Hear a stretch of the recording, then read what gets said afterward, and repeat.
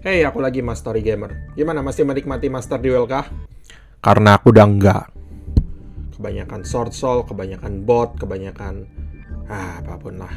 Udah lama aku nggak bikin video tentang Master Duel. Sekarang aku akan buat video tentang beberapa staple paling populer di Master Duel. Staple yang akan aku bahas adalah staple yang punya rarity UR atau Ultra Rare. Itu adalah rarity yang paling tinggi, yang paling mahal, supaya teman-teman jangan salah craft. Akan kubantu bikinin guide-nya. Hari ini kita akan membahas 18 kartu UR paling populer versi masterduelmeta.com. Aku bisa dengar teman-teman udah pada bertanya-tanya, kok 18 sih? Kok nggak 20? Tanggung amat jumlahnya. Tadinya aku mau bikin guide 20, tapi aku kan nunggu metanya stabil dulu. Nunggu DPI masuk dalam 18 yang paling populer tersebut. Setelah lagi nunggu itu, ternyata Sword Soul jadi meta. Kartu ke-19 dan ke-20 berubah jadi kartunya Sword Soul, Senging sama Aurora Dawn.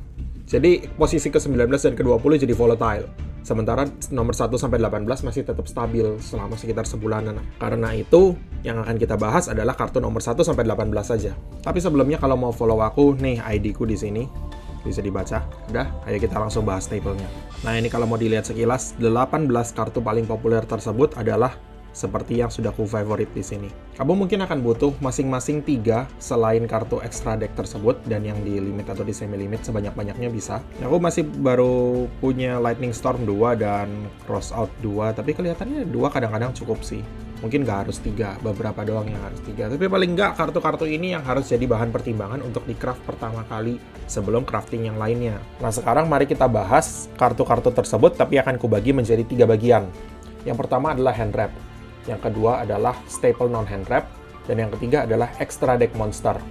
Staple-staple ini aku bagi menjadi 3 kategori besar tersebut karena fungsi mereka cenderung mirip. Jadi untuk membahasnya lebih gampang kalau kita bagi menjadi 3 kategori tersebut. Kalau gitu, ayo kita mulai dari yang hand wrap dulu. Kalau kita ngomongin hand wrap UR, yang paling populer adalah 5 ini. Veiler, Maxi, Ice Blossom, Nibiru, dan Imperm. Jadi mari kita mulai dari kiri ke kanan ya. Efek Veiler. Penggunaan efek Veiler itu adalah pada saat main phase lawan. Kamu bisa send dari tangan ke graveyard dan target satu efek monster lawan, dan efeknya ternegate sampai akhir turn ini. Efek Veiler ini selain juga sebagai hand wrap, juga merupakan bagian dari Access Code Package, sebagaimana sering dipakai oleh Sky Striker.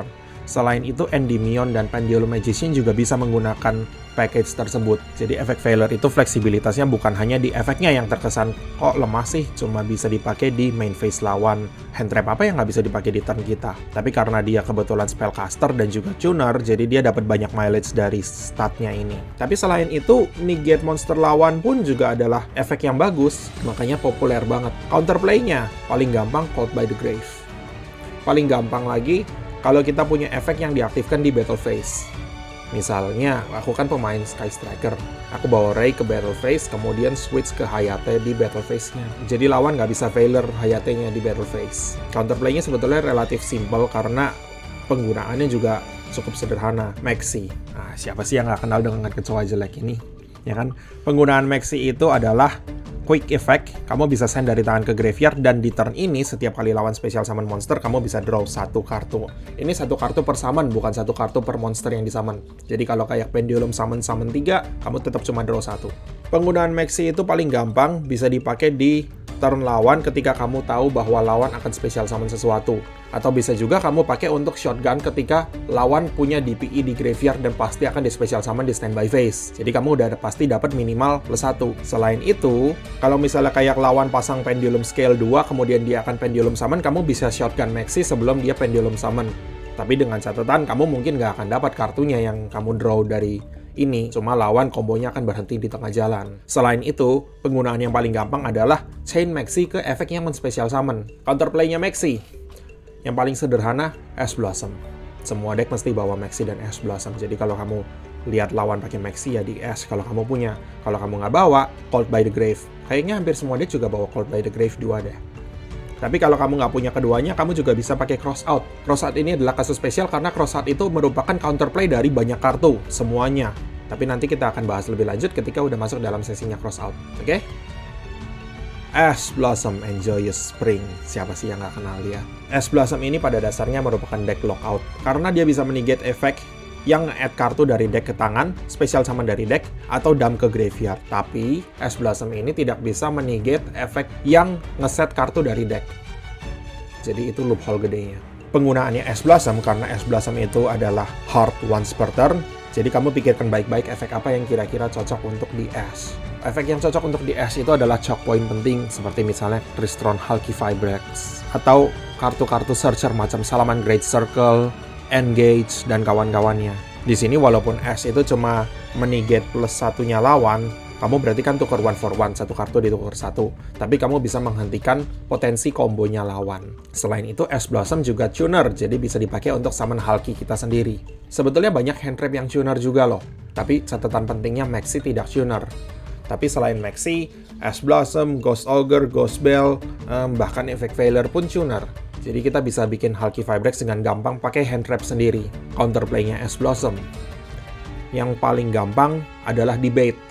Pancing lawan supaya lawan meng-ash apa yang kita mau kerjakan. Kalau dari pengalamanku sendiri, berkali-kali aku berusaha mancing Ash Blossom itu pakai Fusion Destiny. Kan lawan akan nge-negate supaya nggak muncul DPE. Tapi karena Ash Blossom ini hard once per turn, kalau dia udah menegate Fusion Destiny-nya, ya aku bisa Shizoku Pass untuk narik engage. Itu lebih aman jauh. Ya agak sedikit rugi sih, karena Fusion Destiny nggak bisa men-summon DPE, tapi mau apa? Nggak ada Ash Blossom kok harus dipancing memang. Tapi kalau kamu nggak mau ngebait Ash Blossom, ya bisa pakai Cold Buy juga. Asal jangan lupa, Cold Buy itu menegate Ashmu juga ketika di turn berikutnya. Selain Cold Buy, Cross Out juga bisa menegate Ash Blossom. Jadi itu dua hard counternya kalau kamu nggak bisa men-soft counter dengan play around atau debate. Nibiru, the primal being. Batu yang satu ini senang banget mengacak-acak deck hero dan deck sword soul. Aku senang banget deh kalau bisa summon Nibiru dengan deck-deck combo. Nibiru itu bisa diaktifkan kalau lawan normal atau special summon 5 atau lebih monster di giliran ini.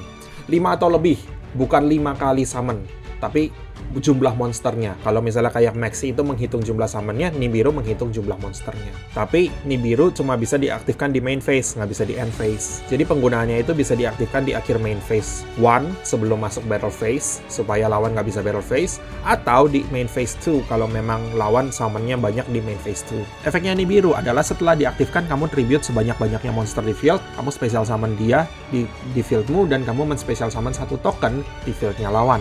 Token tersebut, attack dan defense-nya sejumlah total original attack dan defense dari monster yang ditribute. Original attack dan defense. Ini penting untuk diingat, jangan sampai lupa.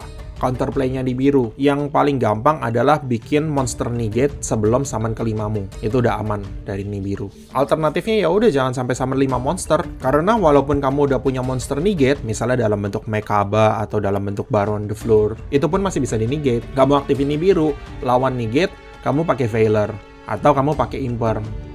Monster negate-nya ke negate, Nibiru tetap nge-hit field.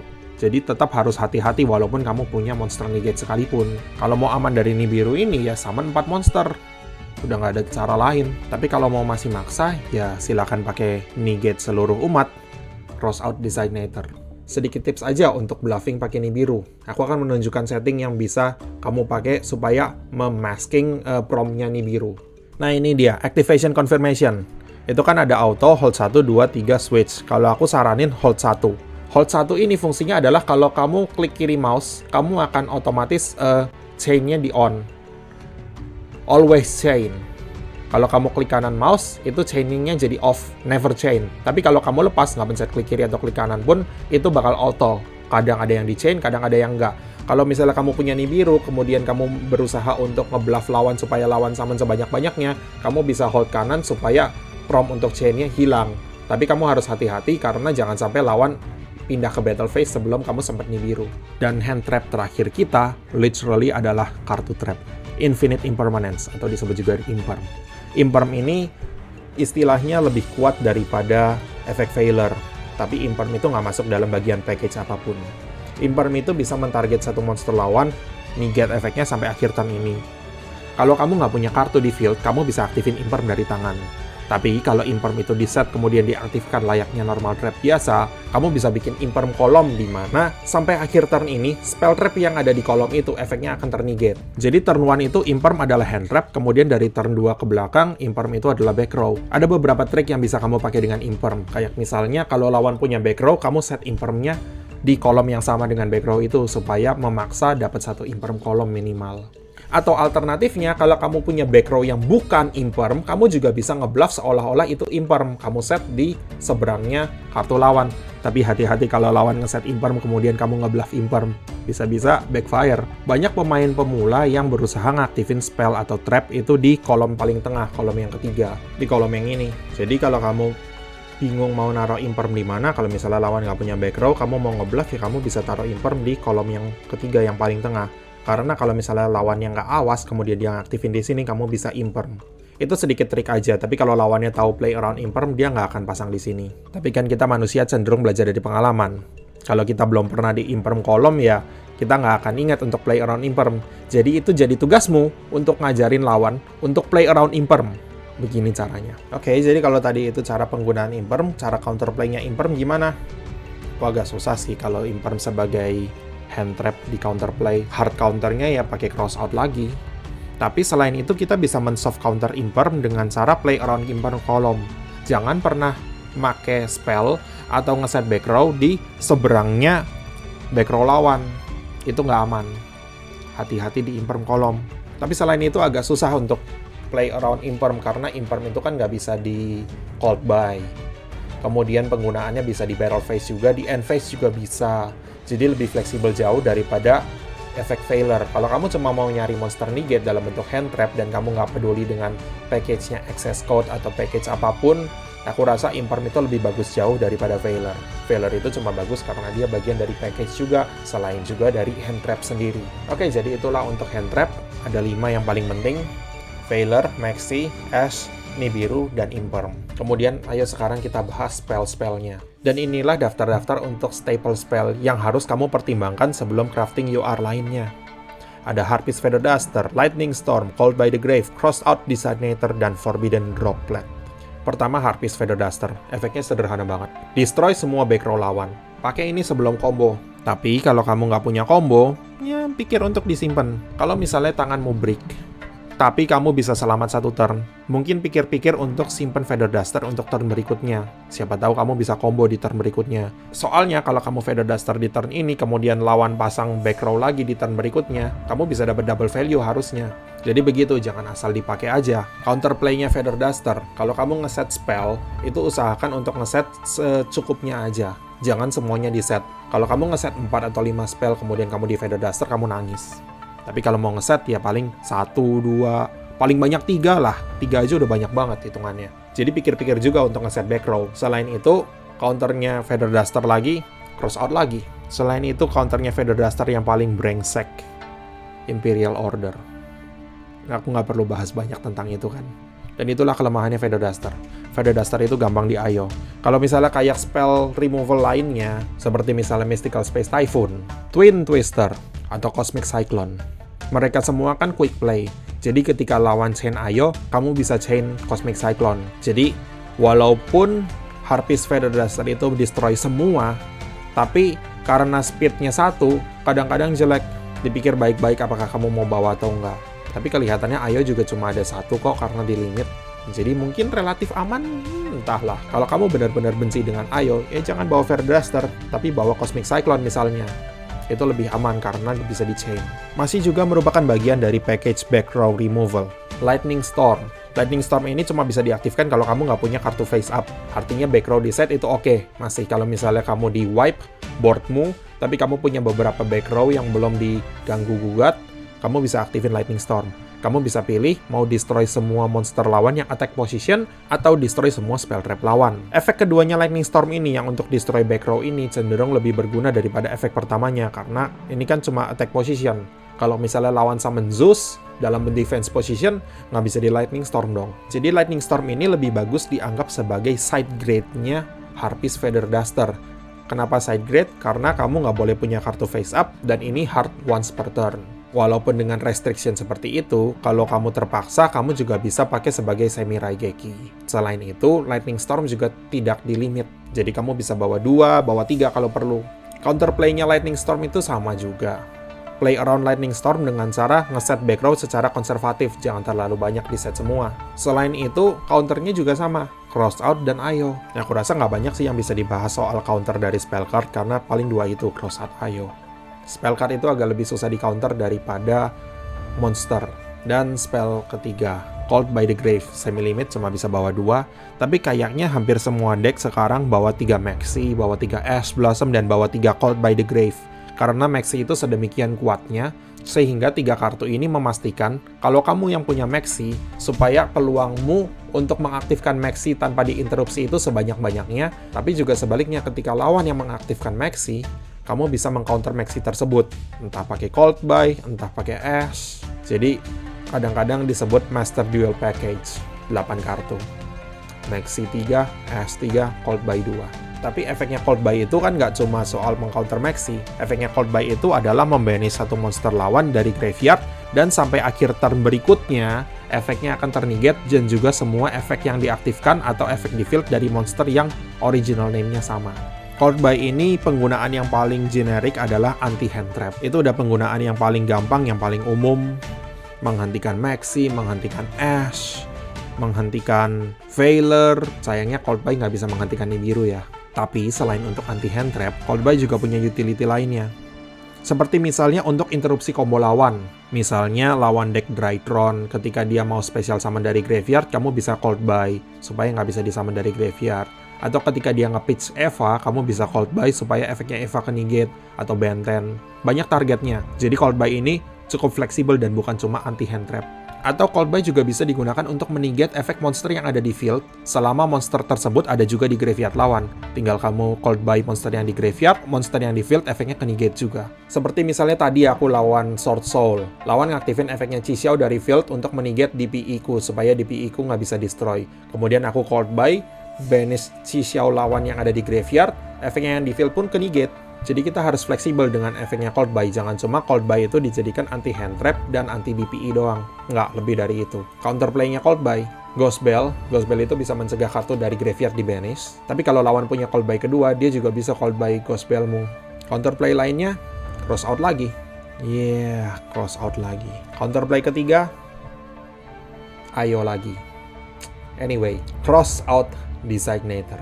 Inilah kartu yang dari tadi aku bilang Cross Out lagi, Cross Out lagi. Tapi apa sih fungsinya Cross Out itu? Pakai Cross Out kamu bisa declare satu nama kartu apapun, gak harus monster. Kemudian kamu banish satu kartu yang kamu declare dari main deckmu, kemudian negate efek dan aktivasi efek dan efek di field dari kartu yang namanya sama. Kamu bisa Cross Out literally kartu apapun, termasuk dirinya sendiri. Kalau lawan pakai Cross Out, kemudian kamu Cross Out, calling Cross Out, maka Cross Out lawan kan akan ke negate. Kemudian karena Cross Out-nya lawan ke negate, efekmu tembus. Jadi itu penggunaannya seperti itu. Wow, aku banyak ngomong Cross Out ya di sesi ini. Satu hal yang perlu diperhatikan adalah, kalau kamu punya Cross Out yang bisa diaktifin, maka dia akan berusaha nge-prom untuk terus aktifin. Jadi kamu harus ingat baik-baik kartu apa aja yang kamu punya di deck, karena kartu itu yang bisa kamu negate. Kartu yang nggak ada di deckmu nggak bisa kamu negate. Dan sayangnya Cross Out itu juga tidak bisa menegate monster-monster dari extra deck, karena kamu harus banish dari main deck. Tapi kupikir dengan restriksi ini aja, Cross Out itu tetap udah menjadi suatu kartu yang sangat kuat. Bisa menegate hand trap, bahkan Nibiru yang nggak bisa dinegate Called by pun pakai Cross Out bisa dinegate. Bahkan Imperm pun bisa dinegate oleh Cross Out. Negate Droplet, negate dirinya sendiri. Banyak sekali yang bisa dinegate oleh Cross Out. Asalkan kamu ingat deckmu itu apa aja yang bisa dinegate. Counterplay-nya Cross Out, Cross Out lagi. Ayo lagi. Anyway, Forbidden Droplet. Ini adalah kartu yang relatif mahal karena kamu untuk menegate monster lawan, kamu harus nge-send kartu dari tangan atau field ke graveyard sejumlah monster yang mau kamu negate. Droplet ini penggunaannya harus sangat hati-hati, karena kalau enggak kamu bisa jadi kemahalan, kemudian kamu kehabisan kartu untuk nge-break boardnya lawan. Tapi ada beberapa hal yang perlu diperhatikan dengan penggunaan Droplet ini. Karena dia quick play, maka dia bisa di-chain penggunaannya setelah kartu-kartu lainnya. Misalnya kamu punya Lightning Storm, kamu aktifin Lightning Storm, aktifin efek pertamanya, destroy all attack position monster. Kemudian lawan negate, pakai entah Borreload, entah Baron. Kemudian kamu bisa chain Droplet. Chain Droplet kamu bisa send Lightning Storm. Karena Lightning Storm udah diaktifkan, walaupun dia di field di send ke graveyard, efeknya tetap jalan. Jadi kamu bisa dapat satu negate gratis pakai Droplet. Kalau kamu mau nge-send lagi untuk negate kartu kedua, itu bisa. Nge-send lagi kartu ketiga untuk negate monster ketiga, juga masih bisa. Tapi makin banyak yang kamu negate, makin mahal. Jadi itu harus sangat diperhatikan penggunaannya. Mungkin droplet ini cocok dipakai di deck-deck yang mau nge-send kartu dari tangan ke graveyard. Kayak misalnya Orcus. Kadang-kadang suka nge-break kalau kartu-kartu Orcus-nya ada di tangan. Tapi nggak harus Orcus kok yang bisa pakai kartu ini. Kartu ini bisa dipakai di banyak banget deck. Ini sangat fleksibel. Ingat karena dia quick play, teknik chaining. Kemudian satu juga yang perlu diperhatikan, tipe kartu yang kamu send dari tangan atau dari field itu tidak bisa digunakan lawan untuk merespon dengan aktivasi kartu atau efek kartu yang tipenya sama tadi. Misalnya kamu nge-send spell, lawan nggak bisa ngerespon droplet pakai spell. Kalau kamu nge-send trap, lawan nggak bisa ngerespon pakai trap. Kebanyakan sih kamu bakal nge-send minimal satu monster supaya lawan nggak bisa ngaktifin efek monsternya untuk menegate droplet. Sama satu hal lagi, karena monster lawan selain efeknya ke negate tapi attack-nya juga dipotong paruh, maka droplet ini bisa dipakai sebagai battle trick di damage step. Misalnya lawan punya monster yang kuat, kemudian berusaha nyerang monstermu yang lebih lemah, kamu pakai droplet send satu untuk destroy monster lawan. Dia pada dasarnya destroy, memaksa lawan bunuh diri pakai monsternya itu. Jadi droplet ini adalah battle trick, quick play, dan juga tidak bisa direspon kalau kamu penggunaannya benar. Sangat fleksibel, sangat kuat, tapi juga sangat mahal. Jadi kita harus perhatikan baik-baik penggunaannya supaya tidak terlalu mahal. Counterplay-nya droplet. Aku dari tadi bercanda soal cross out lagi dan IO lagi, tapi kelihatannya lawan droplet itu cross out agak susah karena kamu bisa nge-chain spell kemudian pakai droplet. Jadi itu mematikan counterplay-nya lawan. Tapi kalau misalnya kayak kamu pakai droplet sending spell, lawan kan nggak bisa pakai cross out. Tapi lawan bisa aktifin efek monster, atau lawan bisa aktifin efek trap, kemudian chain cross out. Karena cross out itu tidak bisa dipakai untuk nge-chain droplet langsung, tapi cross out itu bisa dipakai untuk nge-chain kartu yang bisa nge-chain ke droplet. Jadi itu counterplay-nya kalau kamu mau menegate droplet pakai cross out, tapi dropletnya nge-send spell. Aktifin dulu monster atau trap, kemudian aktifin cross out. Efeknya akan tetap ke negate. Karena cross out itu nggak peduli mau efeknya itu di channeling ke berapa, asal di bawahnya dia, udah kamu declare namanya, udah kamu banish dari deck, efeknya akan tetap ke negate sampai akhir turn. Selain itu, karena banyak juga deck yang trap count-nya sedikit, maka IO itu gampang mematikan droplet. Karena kemungkinannya sedikit, kamu akan nge-send trap untuk mengaktifin droplet. Well, jadi itu aja untuk spell kita. Feather Duster, Lightning Storm, Cold By, Cross Out, dan Droplet.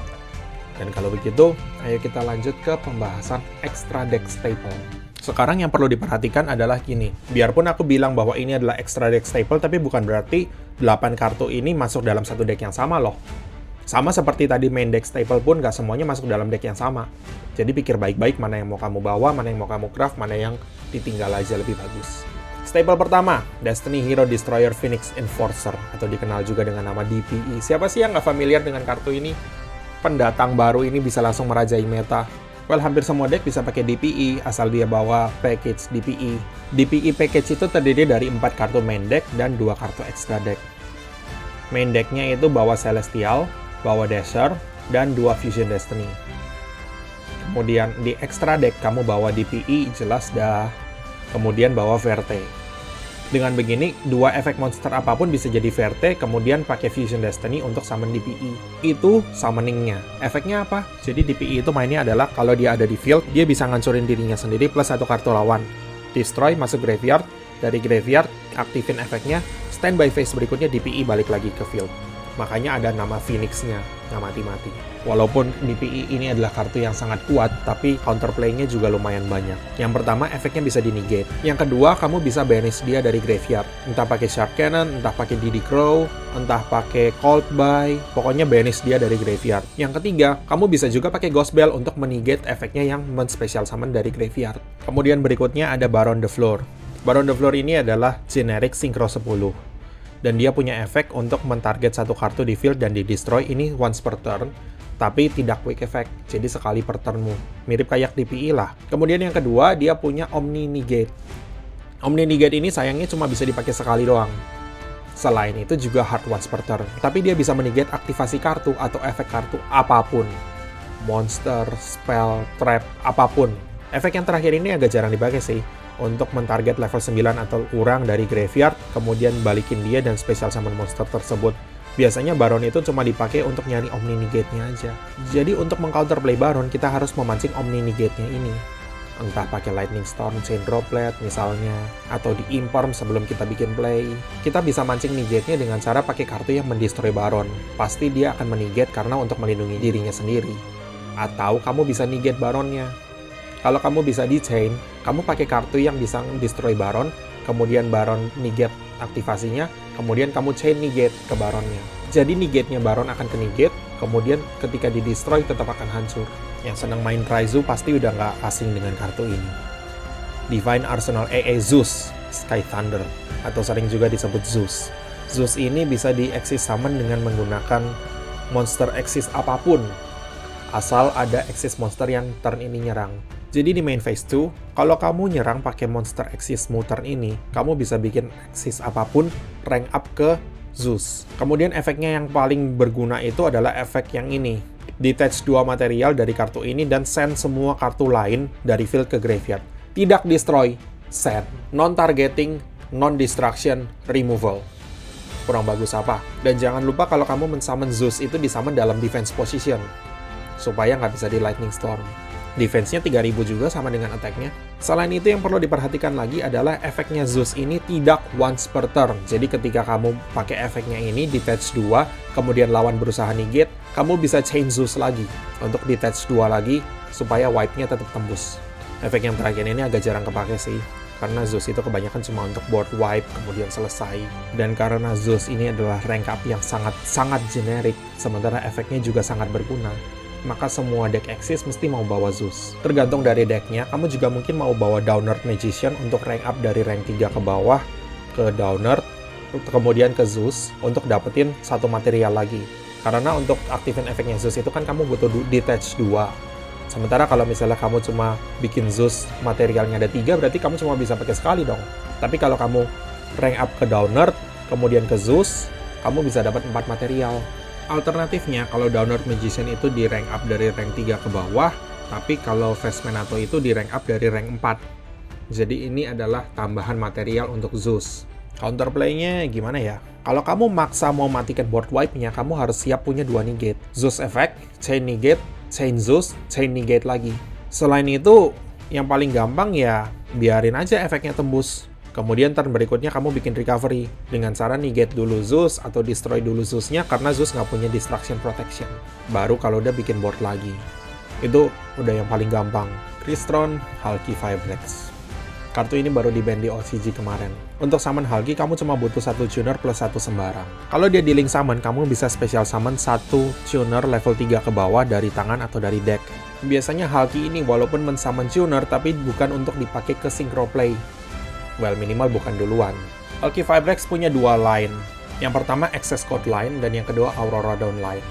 Access Code Line itu, sebagaimana biasa dipakai di Striker, itu kamu harus men-summon Hulky, kemudian pakai Hulky untuk men-summon efek Failure, kemudian pakai Hulky plus Failure untuk men-summon Selene, kemudian Selene plus Failure bisa dipakai untuk men-summon Access Code Talker dengan attack 5300 plus 2 fodder kalau butuh. Jadi begitulah ceritanya bagaimana 1 tuner plus 1 monster sembarang bisa jadi Access Code Talker. Tapi seperti yang sudah pernah aku jelaskan, line ini rentan di hand trap. Jadi benar-benar harus awas dengan penggunaan hand trap lawan. Kemudian combo kedua yang menggunakan enabler Hulky adalah Aurora Dawn Line. Untuk combo yang ini kita pakai dari Jet Synchron di summon, kemudian link ke Linkuriboh, kemudian pakai efeknya Jet Synchron untuk men-summon dia balik, kemudian Jet Synchron plus Linkuriboh bisa jadi Hulky Vibrex, kemudian Hulky Vibrex summon Dashbot 001. Hulky plus Dashbot jadi Aurora Dawn, men-summon 3 token. Karena ada 2 monster machine yang disummon sekaligus, maka Dashbot bisa men-summon dirinya sendiri dari graveyard. Kemudian Aurora Dawn aktifin efeknya, destroy dirinya sendiri dan destroy 1 token untuk men-summon Olion. Sekarang di fieldmu ada Olion, 001, dan 2 token. Token itu masing-masing levelnya 3. Olion level 2 tuner, sinkro dengan kedua token tersebut jadi level 8 Borreload Savage Dragon. Pakai efeknya untuk narik Aurora Dawn dari graveyard dan dia bisa negate 3 kali.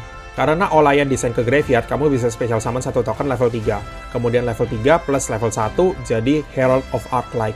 Jadi combo ini endboardnya adalah 1 Borreload dan 1 Arclight. Itu kamu punya 2 Omni negate. Alternatifnya kalau kamu nggak mau bikin Borreload, banyak juga sih Synchro 8 yang bisa dibuat, yang bagus-bagus. Misalnya kamu bisa bikin Draco Berserker, alternatifnya Borreload, atau Chaos Ruler juga bagus. Alternatifnya kalau Aurora Dawn udah hit di field, kemudian summon 3 token, kemudian kamu summon Dashboard 001, kamu bisa synchro 1 plus 3 token masing-masing level 3, total level 10.